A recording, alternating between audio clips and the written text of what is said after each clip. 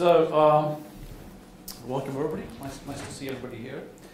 I did, as you saw before, have a formal presentation prepared, but we seem to be having technical problems, which I guess is the first lesson about what we're going to be covering over the next 3 days, which is the best laid plans of mice and men often go awry. So a big part of what we're going to be covering is how one improvises and turns things around when things don't quite turn out as they were planned. So a long time ago, I did an undergraduate degree in literature, but I did it in the States. I'm not American, but I sound it because I spent far too much time there. And if you know anything about American degrees, they're very modular. So though my official degree is in English literature, I really did a lot of social studies, history, and what Tim graciously called very recently old 20th century French intellectual, what do you call it, colleges or something like that? Yeah, something like that. Some cheap abuse. Yeah, that's all right, which was quite well deserved, actually. For that very reason, I decided afterwards to do an MBA, which I did at the University of Washington in Seattle and specialized in finance as a strong contrast to all that literature and soft stuff. And that's when at the time I decided what I'd really like to do is become a venture capitalist. Because I like the idea of startups. I like the idea of not working for a big corporation. And as you might find out over the next 3 days, because it's getting worse with age, I have a very short attention span. So I like the idea of being involved in different projects. Somebody gave me what seemed like really sensible advice at the time, and they said, well, becoming a venture capitalist is not something you do out of business school. You have to go for 20 or 30 years, work in technology startups, and then, and only then, will you have the knowledge and experience to be deciding what investments you should be making or not.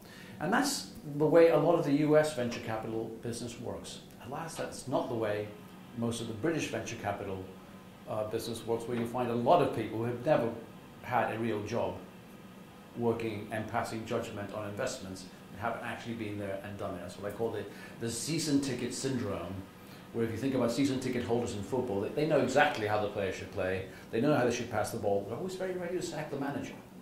But they've never gotten into the field and kicked the football themselves.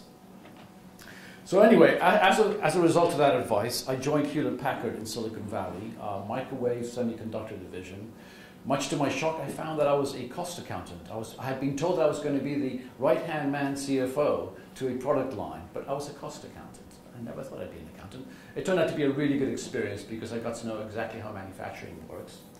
And then I was, one of the best things that happened in my career, I was recruited into a company called Advanced Cardiovascular Systems, which I don't know if you may or may not have heard of.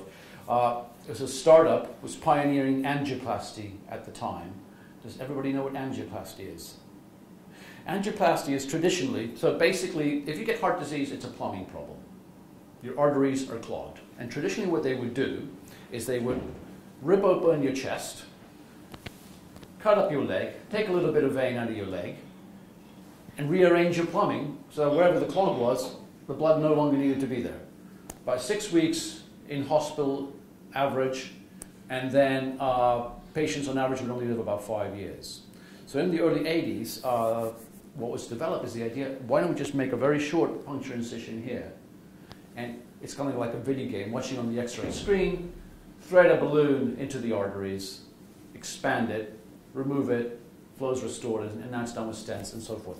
Really good experience, very fast-growing startup acquired by Eli Lilly.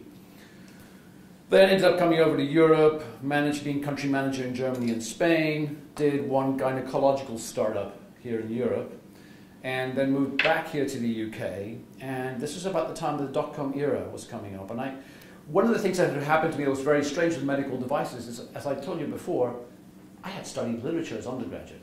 I am not very good at science, per se. And I find myself in situations where people are talking about cells, which make my eyes glaze over. I've even had a situation where I've been asked in a Rome clinic to perform a gynecological procedure, which I said, no, thank you very much. But I have actually taught brain surgery, which is a very scary idea, but the patients are doing quite fine, thank you very much. But I did not perform it. And this is a long-winded way of saying something you're going to hear me say a lot, which is a lot of business, but especially startup ventures, is sort of applied anthropology. You just have to go out there and figure out what the kinship and structure and what's going on and learn about it. So we'll be covering a little bit of that. So anyway, joined a dot-com startup. We had our initial funding. And then the whole market crashed at the time. So the dot-com startup that was up and coming up and went. and joined a pan-European incubator at the time where we had offices all over Europe to incubate different startups with equity in it, and I opened up the Scandinavian office.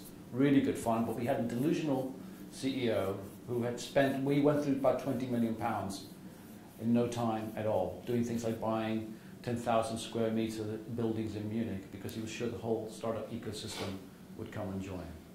So since then, about 2001, I have been a one-man company, primarily for tax reasons really, Slingshot Venture Development, and I work with technology transfer offices at universities to convert startups. I've helped a few American